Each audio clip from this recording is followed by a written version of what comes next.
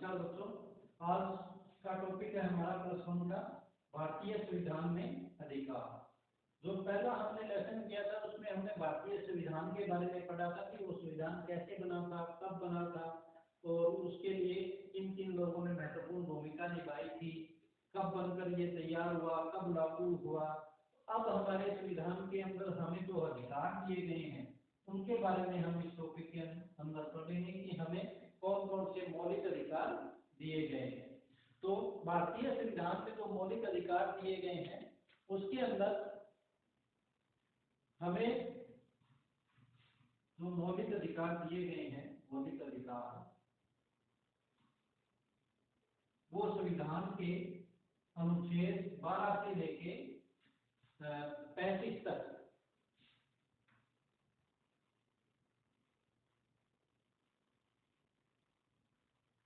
24 धाराओं में 12 से 35 तक की 24 धाराओं के अंदर है। और हमारे जो कुल मौलिक अधिकार हैं वो कितने हैं? 6 मौलिक अधिकारों का इसके बारे में 6 मौलिक अधिकारों के बारे में इस टॉपिक के अंदर, इस लेसन के अंदर हम पढ़ेंगे एक्सप्लेन करके। तो इसमें 6 मौलिक अधिकारों में सबसे पहला आता है समानता का अधिकार। सबसे पहला कौन सा आता है? समानता का अधिकार।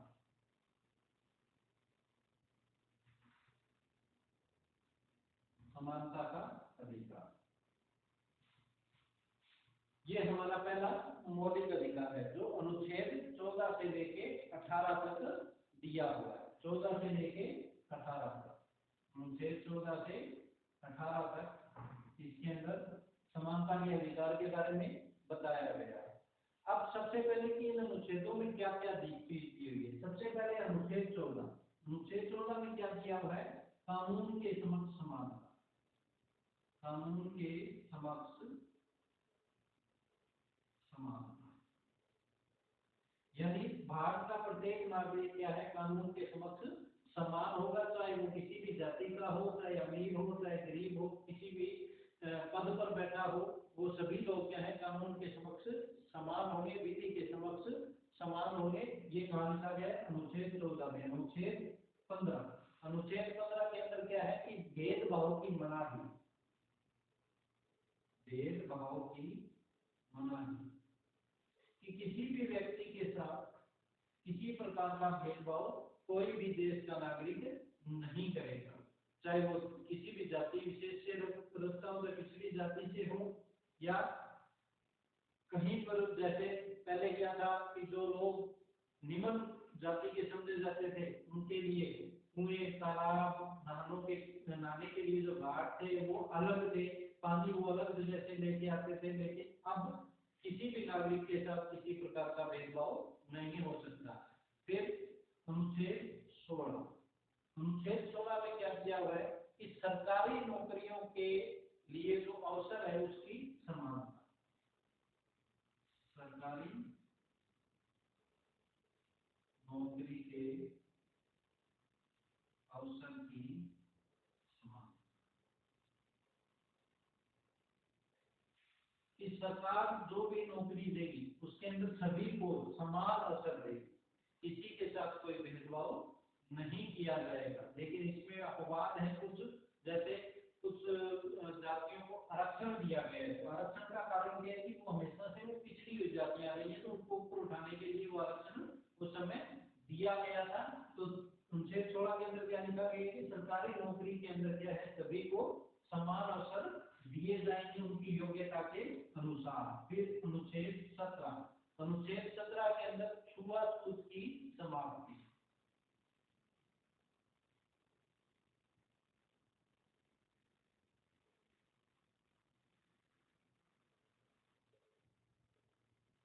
छुआछूत की समाप्ति के अनुच्छेद 17 के द्वारा छुआछूत को समाप्त कर दिया गया है।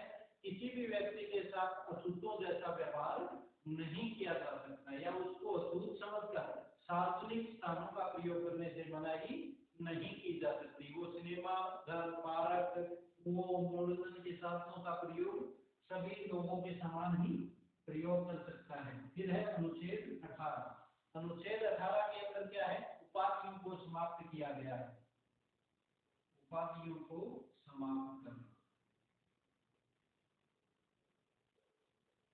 उपाधियों की समाप्ति, यानी अनुच्छेद 18 के अनुसार सेना और शिक्षा संबंधी जो उपाधि है उनके अतिरिक्त राज्य कोई और उपाधि नहीं दे सकता। भारत का कोई भी नागरिक किसी विदेशी राज्य से कोई भी उपाधि नहीं ले सकता। कोई भी व्यक्ति जो राज्य के किसी लाभदायक पद पर विराजमान है, जैसे राष्ट्रपति की आज्ञा के बिना कोई भी भेंट, वेतन या किसी प्रकार का पद विशेष राज्य से प्राप्त नहीं कर सकता।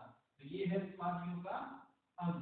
तो समानता के अधिकार के अंदर अनुच्छेद 14 में कानून के समक्ष समानता, 15 में भेदभाव की मनाही, 16 में सरकारी नौकरी के अवसर की समानता, 17 में स्वास्थ्य की समाप्ति और 18 में उपाधियों की समाप्ति। उसके बाद दूसरा स्वतंत्रता का अधिकार।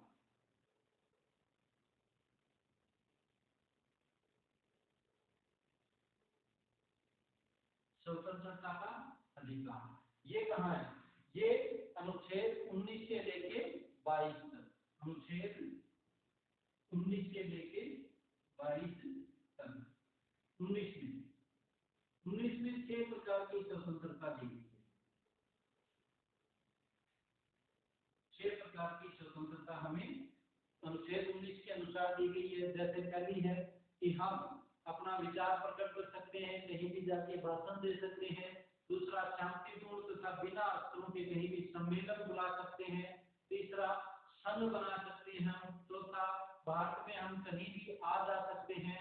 पांचवा, भारत में किसी भी भाग में रह सकते हैं, हम बस सकते हैं वहां पे। और छठा क्या है, वहां पर अगर हम रह सकते हैं तो वहां पर हम व्यवसाय भी कर सकते हैं। ये 6 प्रकार की स्वतंत्रता हमें किसने दी है? अनुच्छेद 19 ने प्रदान की है। उसके बाद अनुच्छेद 20, 21 और 22, इसके अंदर क्या है? जीवन और व्यक्तिगत स्वतंत्रता की सुरक्षा। जीवन और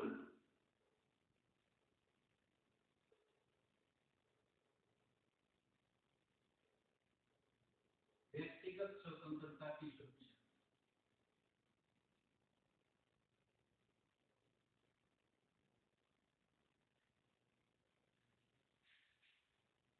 अनुच्छेद 20 में क्या है कि हम किसी व्यक्ति को किसी ऐसे कानून का उल्लंघन करने पर दंड नहीं दिया जा सकता जो कानून उसके अपराध करने के बाद लगाया गया है। यानी किसी व्यक्ति ने कोई अपराध कर दिया, उस अपराध के लिए कोई कानून बना हुआ नहीं था, लेकिन वो बाद में बनाया, तो उस अपराध के लिए उस व्यक्ति को दंड नहीं दिया जा सकता। एक बार से अधिक किसी भी व्यक्ति को एक अपराध के लिए दोबारा सजा नहीं दी जा सकती। इसके अलावा अनुच्छेद 21 के अंदर कानून के द्वारा स्थापित पद्धति के बिना किसी भी व्यक्ति को व्यक्तिगत स्वतंत्रता से वंचित नहीं किया जा सकता। और अनुच्छेद 22 में क्या है कि नजरबंदी यानी गिरफ्तार किए गए व्यक्ति को हमेशा गिरफ्तार करने से पहले उसके कारणों को उसको बताना पड़ता है कि किस कारण उसको गिरफ्तार किया गया है। वो वकील से परामर्श ले सकता है, उसके द्वारा सफाई पेश करने का अधिकार है। और बंदी गृह में बंद करने के 24 घंटे के अंदर अंदर उसे न्यायालय के मजिस्ट्रेट के सामने उपस्थित करना जरूरी है। ये अनुच्छेद 22 में दिया गया है। इसके बाद तीसरा हमारा जो अधिकार है वो क्या है?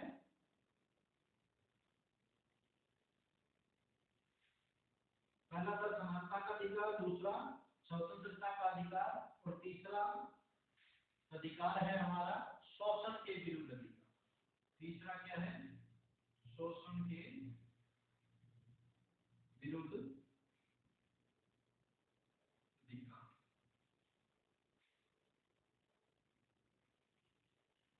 शोषण के विरुद्ध अधिकार अनुच्छेद 23 व 24, 23 और 24। 23 में क्या कहा गया है कि 23 के अनुसार मानव के व्यापार और बलपूर्वक मजदूरी पर मनाही, मानव के व्यापार और बलपूर्वक काम करवाने पर मना।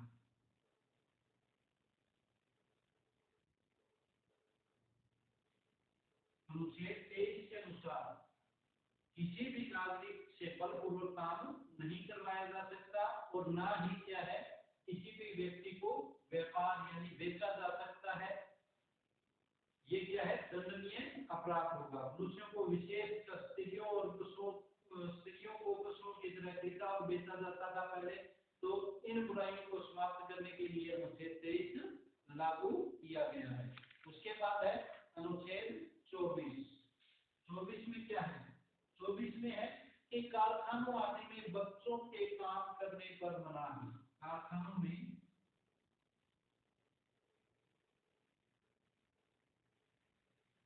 बच्चों के काम करने पर मनाही।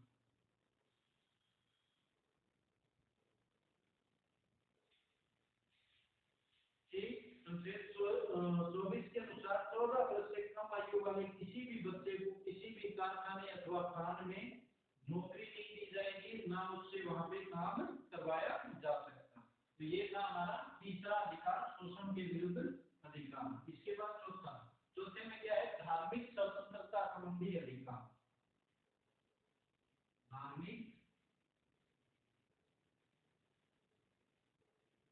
स्वतंत्रता संबंधी अधिकार।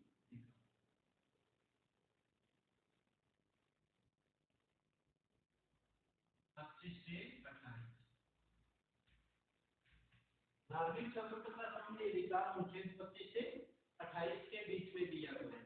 अनुच्छेद 25 में क्या है कि किसी भी धर्म को मानने और उसका प्रचार करने की स्वतंत्रता है, धर्म की स्वतंत्रता है। अनुच्छेद 25 में धर्म की स्वतंत्रता, कि हम अपनी इच्छा अनुसार किसी भी धर्म को मान सकते हैं और उसको उसके जो हम अपने देवताओं की पूजा किसी भी तरीके से कर सकते हैं। उसके बाद दूसरा क्या है, अनुच्छेद 26 की धार्मिक मामलों का प्रबंध कर सकते हैं। 26 में क्या है, धार्मिक मामलों का प्रबंध।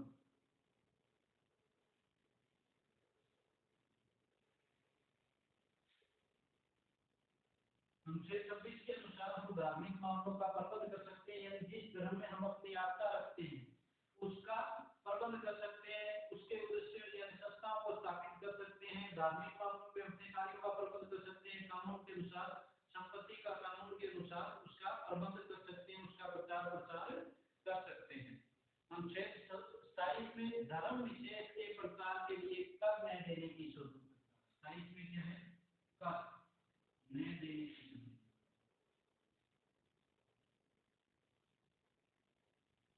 अनुच्छेद 27 के अनुसार कोई भी व्यक्ति अगर धर्म के लिए कोई पैसा लगाता है तो उसके ऊपर किसी भी प्रकार का कर नहीं लिया जा सकता। इसके अलावा अनुच्छेद 28 में सरकारी शिक्षण संस्थानों में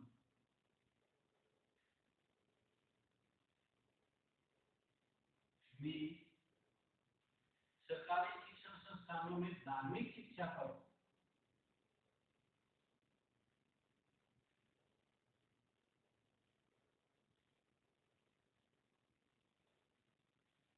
अनुच्छेद 28 के अनुसार जितने भी सरकारी शिक्षण संस्थान हैं वहां पर किसी भी प्रकार की धार्मिक शिक्षा नहीं दी जा सकती, यानी किसी एक धर्म की शिक्षा के बारे में वहां पर नहीं बताया जा सकता। क्यों? क्योंकि वो सार्वजनिक है, प्रत्येक धर्म के व्यक्ति के लिए वो क्या, उसके दरवाजे हमेशा खुले रहते हैं। तो अनुच्छेद 28 के अंदर सरकारी शिक्षण संस्थानों में धर्म की शिक्षा नहीं दी जा सकती। इसके बाद है पांचवा,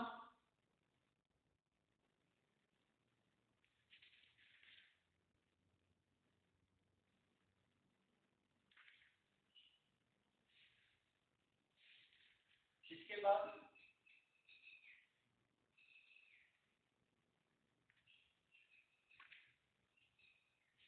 सांस्कृतिक व शैक्षणिक अधिकार।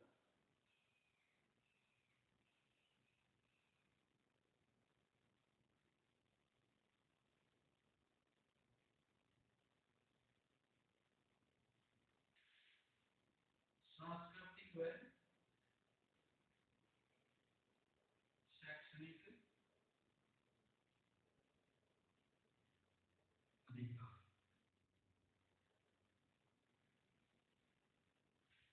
2930 के 2930 ये क्या है, नंबर 5।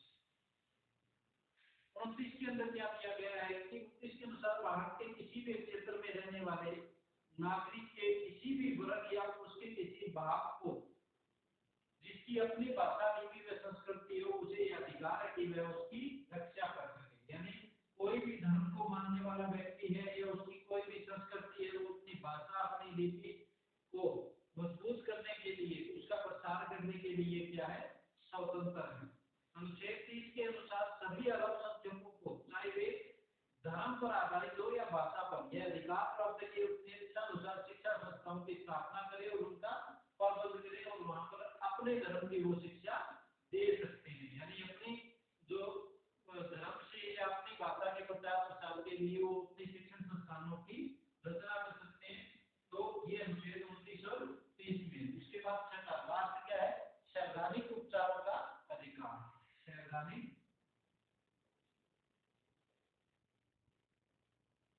उपचारों का अधिकार, ये अनुच्छेद 32 के अंदर।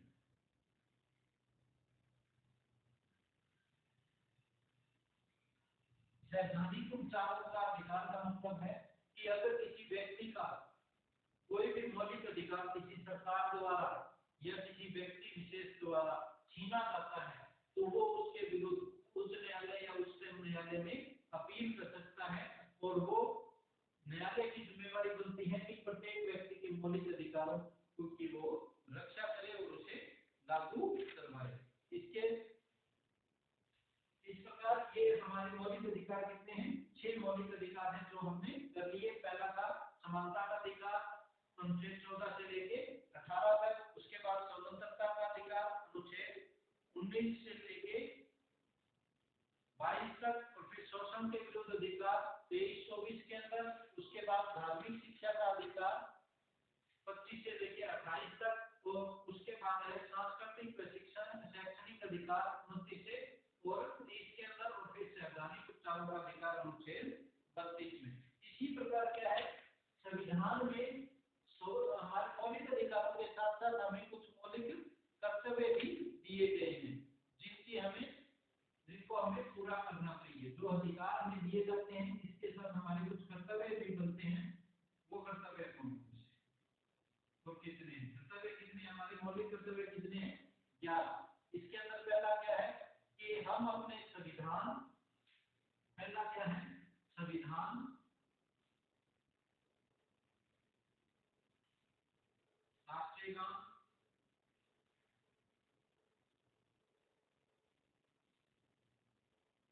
और राष्ट्रीय झंडे। राष्ट्रीय झंडे का क्या करें, सम्मान करें। ये हमारा पहला मौलिक कर्तव्य है। दूसरा, राष्ट्रीय स्वतंत्रता के जो हमारे उद्देश्य थे उनका हम सम्मान करें, उनको हम हमेशा स्मरण रखें, याद रखें। तीसरा, भारत की जो प्रभुसत्ता है, एकता है और अखंडता है, उसको हमेशा बनाए रखें और उसकी रक्षा करें। उसके बाद चौथा, देश की रक्षा करना और राष्ट्रीय सेवाओं में आवश्यक समय पे क्या है, हमेशा सेवा के लिए, राष्ट्र की सेवा के लिए हमें तत्पर रहना चाहिए। पांचवा क्या है कि भारत में सब नागरिकों में भाईचारे की भावना को विकसित करना।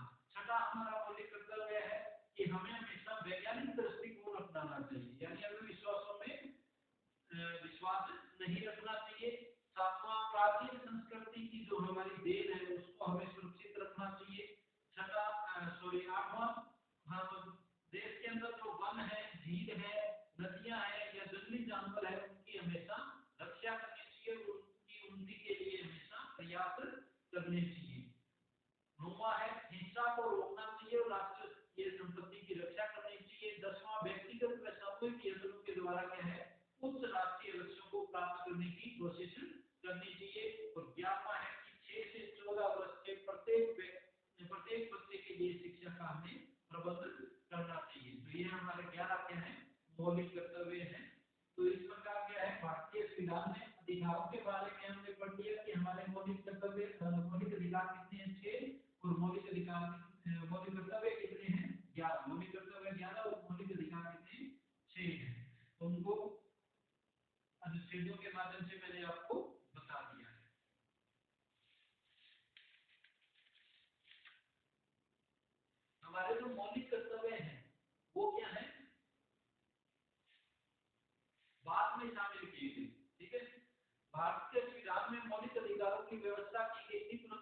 42वां जो संशोधन हुआ उसके अंदर एक नया भाग जोड़ा गया।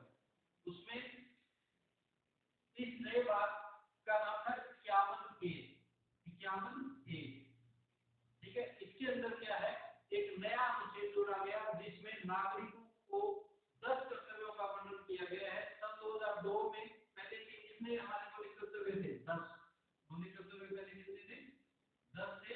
और बाद में 1986 के अंदर संविधान में 2002 के अंदर 86वां संशोधन